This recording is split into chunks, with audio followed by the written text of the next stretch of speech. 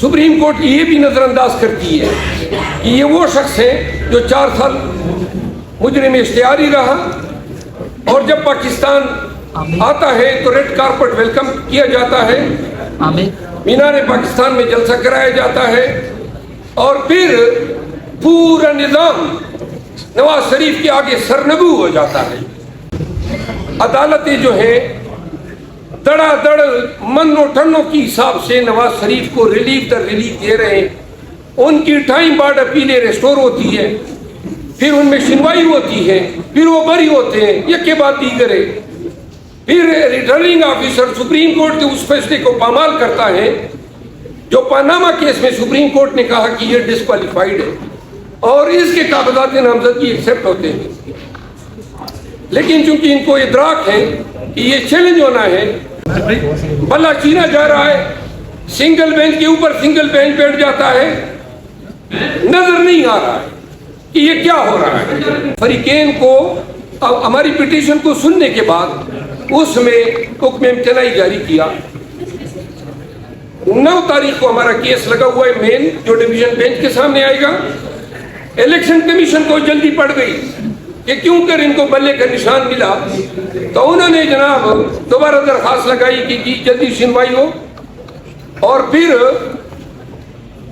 दूसरे जज साहब के सामने ये मैटर लग जाता है और वो जज साहब हमें सुने बगैर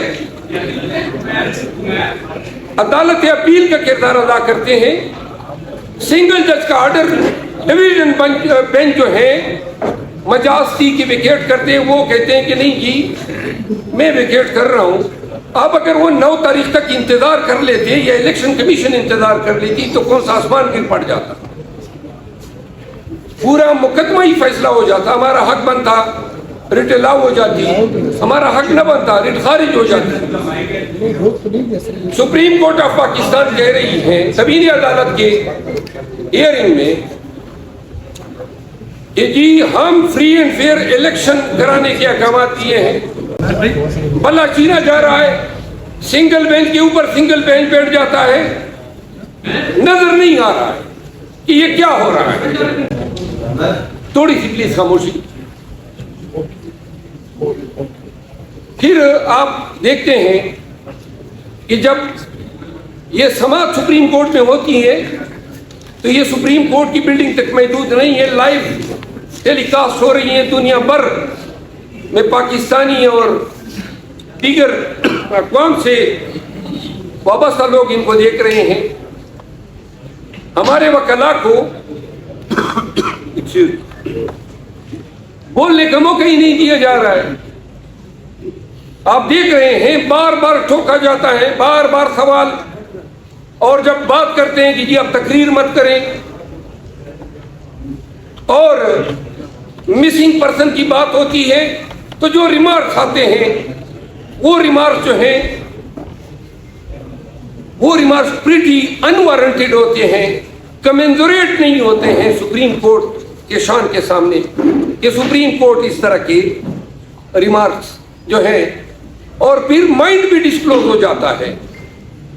जिस तरह आप देख रहे हैं कि अभी मुकदमा ज़ेर समाअत है, क्योंकि आज हम जेल में रहे काफ़ी अर्सा, में इल्म नहीं है कि नवाज शरीफ जो है उसको रिलीफ दे दिया गया या नहीं दिया गया, और जिसका दिया जाना ऐन मुतवक्के है। अदालतें जो है धड़ाधड़ मन्नो ठन्नों की हिसाब से नवाज शरीफ को रिलीफ दर रिलीफ दे रहे हैं। उनकी टाइम बार्ड अपीलें रेस्टोर होती है, फिर उनमें सुनवाई होती है, फिर वो बरी होते हैं एक के बाद दीगरे। फिर रिटर्निंग ऑफिसर सुप्रीम कोर्ट के उस फैसले को पामाल करता है जो पनामा केस में सुप्रीम कोर्ट ने कहा कि ये डिस्क्वालिफाइड है और इसके कागजात नामजदगी एक्सेप्ट होते हैं। लेकिन चूंकि इनको इदराक है कि ये चैलेंज होना है तो सुप्रीम कोर्ट में पिटीशन लगाई जाती है। यही डिस्क्वालिफिकेशन खान साहब की भी है, हमारा केस नहीं लग रहा है, नवाज शरीफ साहब की केस की भी है। 7 मेंबर बेंच बना दिया गया और साथ में जो कमेंट्स आ रहे हैं उससे तो फैसला वादे हो चुका है। सुप्रीम कोर्ट ये भी नजरअंदाज करती है कि ये वो शख्स है जो 4 साल मुजरिम इश्तिहारी रहा اور جب پاکستان آتا ہے تو ریڈ کارپٹ ویلکم کیا جاتا ہے، مینار پاکستان میں جلسہ کرایا جاتا ہے، اور پھر پورا نظام نواز شریف کے آگے سرنگو ہو جاتا ہے۔ ہم یہ سوال کرنے میں حق بجانب ہیں کہ یہ کون سا عدالتی معیار ہے؟ اس پیشے سے تو ہم بھی وابستہ ہیں، پوری زندگی ہم نے قانون کی لرننگ کو دی ہے، ہم نے تو ایسے فیصلے، ایسے عدالتی کنڈکٹ کو نہیں دیکھا ہے۔ اور عدالت یہ نہ بھولے کہ توہین عدالت کے نوٹس جاری کر کے وکلا کو ڈرایا جا سکتا ہے۔ ہم عدالتوں کی تعظیم کرتے ہیں، عزت کرتے ہیں، ہم ڈرتے نہیں عدالتوں سے۔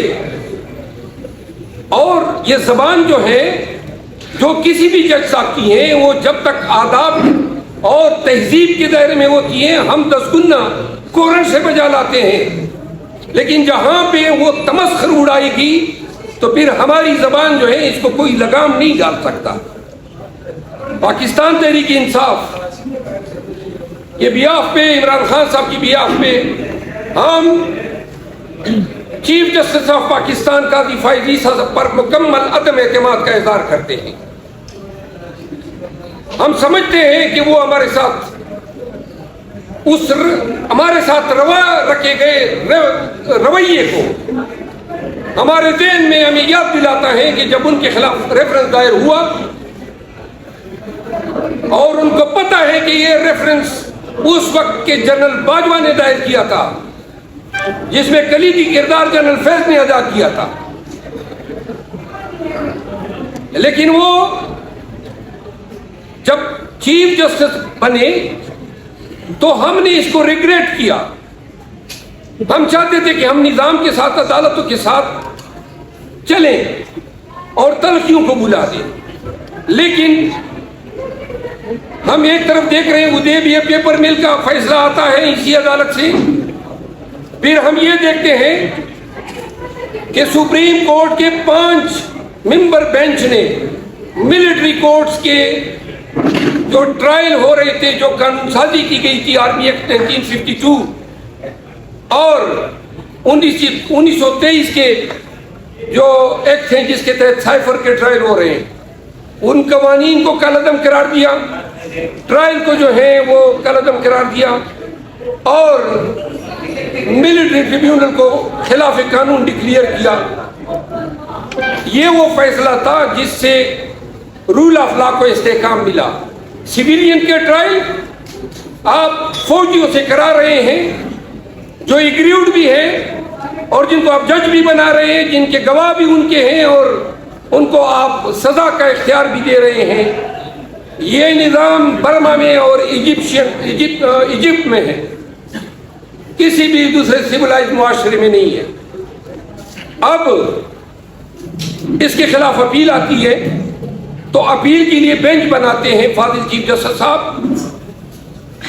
میاں نواز شریف کے بھائی شہباز شریف جاتے جاتے یہ تحفہ بھی دے گئے، پریکٹس اینڈ پروسیجر ایکٹ، جس کے تحت سینئر موسٹ 3 جج صاحبان جو ہیں وہ بینچز کانسٹیٹیوٹ کرتے ہیں۔ تو اس کے لیے اپیل بینچ جو تھی اس میں اعجاز اللہ احسن صاحب کی کوئی رائے جو ہے نہ لی گئی، نہ کوئی بینچ کی کانسٹیٹیوشن ڈسکس ہوئی، اور جس میں فاضل جج صاحب نے لیٹر بھی لکھا۔ اب جو ہی وہ بینچ بنتا ہے وہ بھی 6 ممبر کا بینچ، اس میں سے 1 ڈائسنٹ دیتی ہے اور 5 ورسز 5 اس آرڈر کو سسپینڈ کیا جاتا ہے، یعنی کہ فوج کی عدالتوں میں ٹرائل کو جو ہے دوبارہ شروع کرایا جاتا ہے۔